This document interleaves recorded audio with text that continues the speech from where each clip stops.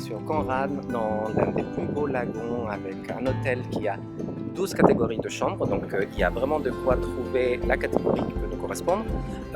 Il y a donc pas mal de pilotis, il y a aussi deux beach villas, il y a encore des suites standards dans la partie arrière et des villas tropicales qui donnent plutôt des vues sur le jardin. L'hôtel se situe sur une propriété très étendue, environ 2 km de long. Heureusement que l'on peut se déplacer en voiturette de golf ou à vélo, mise à disposition par l'hôtel.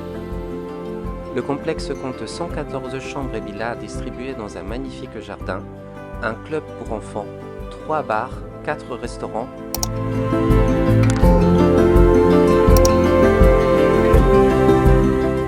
Un gros coup de cœur pour son emplacement, l'hôtel est installé sur une colline donnant une vue panoramique sur tout le lagon et on a une vue exceptionnelle depuis son spa. Sans oublier cette magnifique vue sur le mont Otemanu. Il y a une volonté de rendre l'hôtel plus éco-responsable. Comme tous les autres hôtels, il participe à la mise en place de biorock pour développer le corail. Son emplacement au bout de l'île permet de limiter un peu le passage des prestataires venant faire plonger leurs clients à proximité de l'hôtel et qui pourraient créer un passage régulier devant les pilotis. Les villas sont très spacieuses avec environ 100 mètres carrés, des chambres avec un standing haut de gamme aux matériaux nobles, tout en domotique et technologie de pointe. Le Conrad fait partie du groupe Hilton. Il s'est depuis son ouverture adapté davantage à une clientèle américaine, par exemple avec une musique d'ambiance autour de la piscine et un staff plutôt international.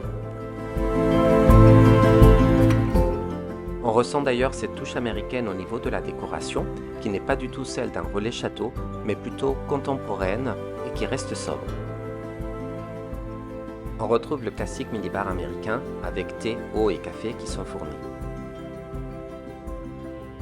Les villas peuvent accueillir 2 personnes, voire 3 avec un lit d'appoint. L'une des villas les plus prisées donne vue sur le mont Otemanu, avec en plus le hamac et la petite planche poule.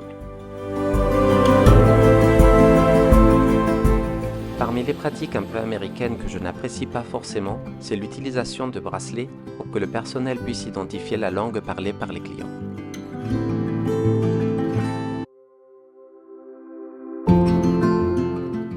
L'hôtel propose une bonne restauration sans être exceptionnelle, avec des tarifs plutôt élevés.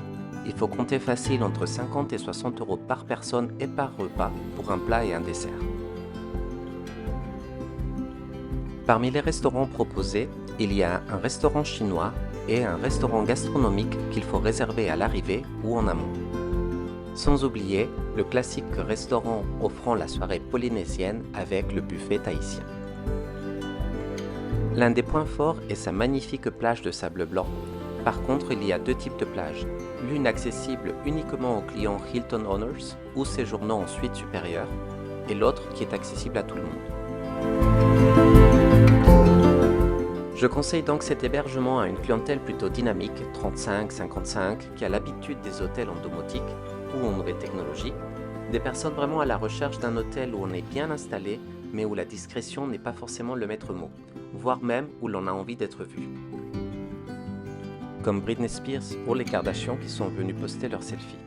Sans oublier un budget élevé, à partir de 1 500 € par villa en basse saison.